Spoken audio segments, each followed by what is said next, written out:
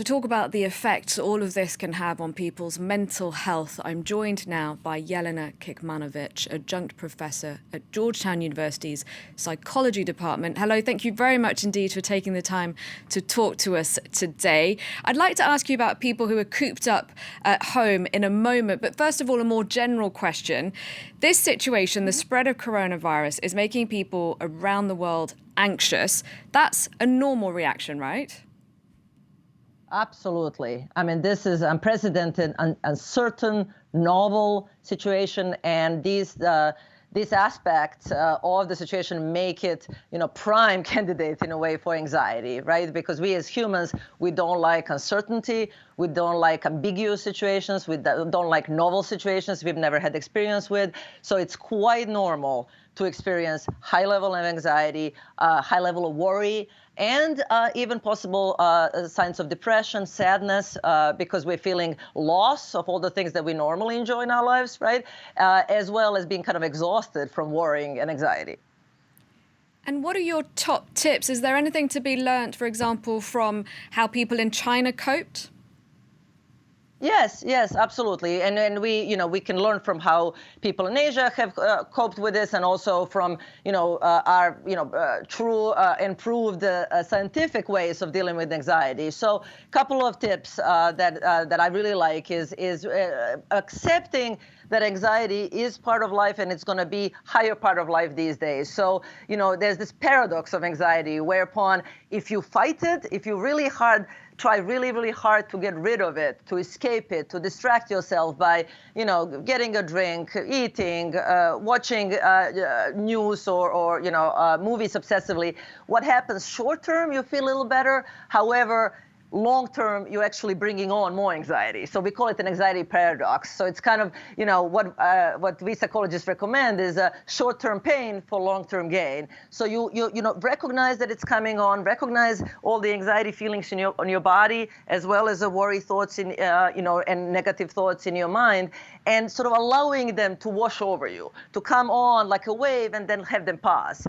And that tends to be, and really grounding yourself in the moment, in whatever you're trying to do in the moment, because that's really the only thing we know for certain right now. We have this moment in front of us, and we can try to use the grounding in the moment to focus on things that matter, that bring us purpose and meaning, even though all of this is happening. So it can be connecting with people that we live with. It can be, focusing on doing something that's a cause, a purpose that brings us a purpose. It can be spirituality and connecting to that. All of those things tend to help, really, in this current very difficult situation. What about advice specifically for people who are cooped up in their homes? You mentioned interacting.